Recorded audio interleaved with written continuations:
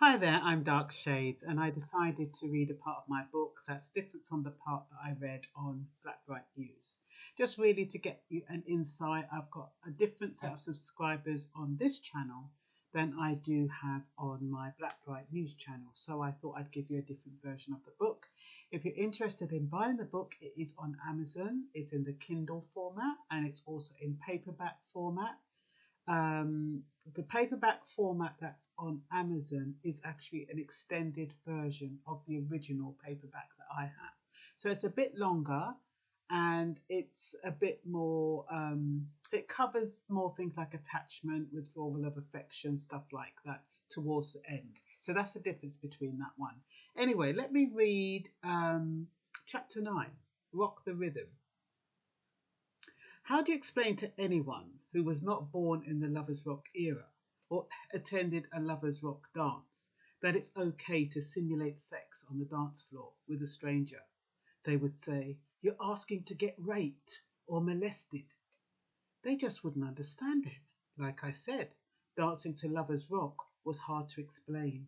Spouses and partners who never went to a Lovers Rock dance together would allow strangers to make them feel a way their partners had been unable to make them feel for a long time. And it was permissible. It was accepted. It didn't mean anything. It was intimacy without commitment. The Lovers Rock dance could be misinterpreted. If you were dancing with someone who made you feel really good, it would be easy to believe that there was something more to it, and it could lead to something that it wasn't only a dance. How can two people rub a dub and it not mean anything? How can it not lead to anything? It depended on the individual's resilience, how happy you were at home, how satisfying your home life or sex life was. Lovers Rock was defiant. It was more than an opportunity to dance with someone. It was mischievous, disruptive, seductive. Imagine being home all week. There are no warm hugs or affection. There is no words of endearment from your parents. You seem only interested in your scores. You seem only interested in your scores at college or school, or how much money you make, so you can give them so you can contribute to the bills. From the time we were weaned from our mothers, it was instinctive for us to want to be held and loved unconditionally. The Lovers Rock dance did that, even if it was only for a few hours. Lovers Rock was consoling.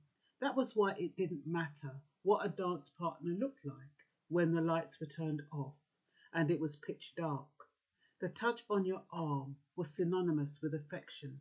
A gentle pull would be enough to make a woman turn around and face a silhouette. And the dance was either good or it wasn't. If it wasn't, you wouldn't dance with him or her again. If it was, you could be dancing all night. Each individual knew on a subconscious level what they needed when they rocked the rhythm: a smile, a chat, a compliment, a dance, or a commitment. Lovers, the music, tapped into a feel-good area in our brain.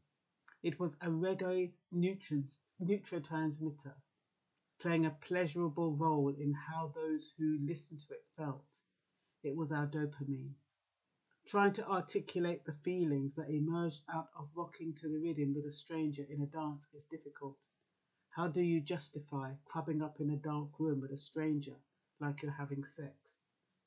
Marriages, long-term relationships, and children were born out of crubbing up, which is an indication that the provocative, rhythmic, and sensuality of movement on the dance floor was not an invitation to sexual abuse, molestation, or a one-night stand, but permission to enter someone's life, in some cases for a lifetime. I wanted to put the record straight for generations to come, so they can get an insight into what we experienced and why many of our children were born out of the Lovers Rock dance. Lovers Rock was our solace when we needed it to be satiated. So that was one chapter in the book. So if it kind of teases you, please go and buy a copy. That's all for now. Bye bye.